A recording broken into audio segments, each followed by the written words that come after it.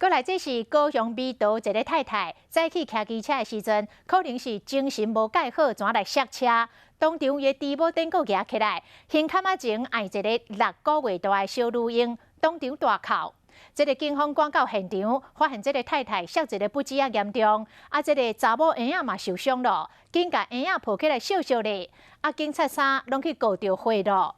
等救护车一个到位，赶紧甲2母仔囝送病院。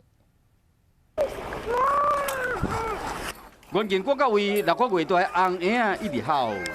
小姐有没有要紧？你不要乱动哦，脖子会不会酸？脖子会酸吗？一个囡仔愈哭愈大声，关键发现讲伊的面有血，赶紧甲抱起来。不要哭，不要哭，不要哭哦，妹妹不要哭。 将这个囡仔甲抱咧，一直甲安搭，不过伊真正惊到透早6点外，这个姓陈的负责人骑乌托邦经过高雄美路区光复路的时，向说并且安全帽啊嘛喷出去，这个囡仔甲老母拢有重伤。那小孩子都满身都沾满了血，然后他急忙就帮他抱在怀中，怕他可能路面可能那个柏油太过于烫，然后怕烫到小孩子。